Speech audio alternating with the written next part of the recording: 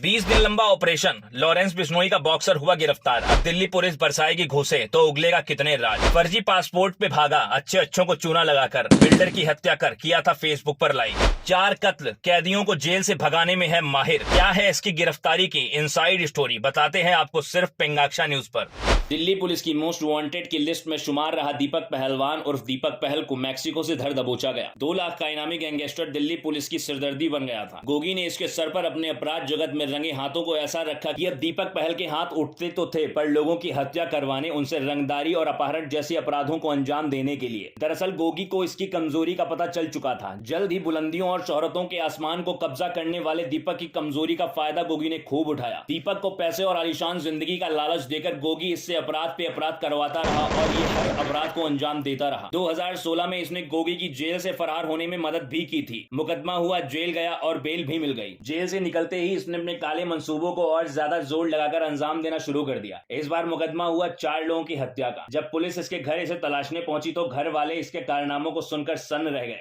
गांव वालों को यकीन नहीं हुआ कि राज्य स्तर पर गोल्ड जीतने वाला लड़का जुर्म की दुनिया में कदम रख चुका है। परिवार के लोगों ने दीपक के लिए घर के रास्ते बंद कर दिए और संबंध विच्छेद भी कर लिए। दीपक पहल की कारस्तानी का अंदाजा इस बात से लगाया जा सकता है कि पुलिस कस्टडी में रहते हुए इसने कुलदीप फजा को पुलिस की नाक के नीचे से गायब कर भगा दिया था। अगले ही दिन पुलिस ने कुलदीप को ढेर कर दिया। बता दें कि गोगी की कोर्ट में पेशी के दौरान हत्या के बाद दीपक पहलवान गैंग का सरगना बन बैठा और उसके काले कारनामों के पूरे साम्राज्य के नेटवर्क को हैंडल करने लगा। दीपक बॉक्सर यहाँ कहाँ रुकने वाला था। 19 दिसंबर 2022 को उत्तर प्रदेश से अंतिल के नाम से फर्जी पासपोर्ट बनाकर 19 जनवरी 2023 को विदेश भाग गया था। गोल्डी बराड़ जो सिद्धू मूसेवाले की हत्या का आरोपी है, उसके साथ भी इसके साठगांठ की खबरें मिल रही हैं। तो उधर गोल्डी बराड़ की हलक से पानी उतरना बंद हो गया है जब से उसने इसकी गिरफ्तारी की खबर को सुना है। उधर लॉरेंस के साथ भी इसके कनेक्शन की खबरें मिल रही हैं। खबरों की माने तो उस शातिर अपराधी पर हरियाणा पुलिस, यूपी पुलिस और दिल्ली पुलिस को मिलाकर 5 लाख का इनाम घोषित है। अब बताते हैं कैसे पहुंचा यह कुख्यात गैंगस्टर यहाँ के सिस्टम की नजरों में धूल झोंक कर 7 समंदर पार। पहलवान और बॉक्सर अपने भाई रविंदर के साथ मानव तस्करी के जरिए मैक्सिको पहुंचा। पैसा कम होने की वजह से रविंदर इस्तांबुल से वापस आ गया और दिल्ली पुलिस के हत्थे चढ़ गया। उधर जुर्म के धंधे में पैर जमाए हुए दीपक ने ताबड़तोड़ रंगदारी मांगकर लोगों का जीना हराम कर रखा था। विदेश से रंगदारी मांगने के चलते उसने हाल ही में दिल्ली के ज्वेलर्स से पैसे की डिमांड की थी और डिमांड पूरी ना होने पर दिन दहाड़े उसकी दुकान पर ताबड़तोड़ गोलियां चलवा दी। मकोका लगा हुआ दीपक पहल के पकड़े जाने के बाद पता चला कि यह मैक्सिको से अमेरिका भागने की फिराक में था। इसी बीच FBI ने बॉक्सर को धर दबोचा। बिल्डर अमित गुप्ता की हत्या करने वाले और उसकी जिम्मेदारी फेसबुक पर लाइव कर लेने वाले इस दीपक की मैक्सिको में एंट्री का किस्सा जिसने भी सुना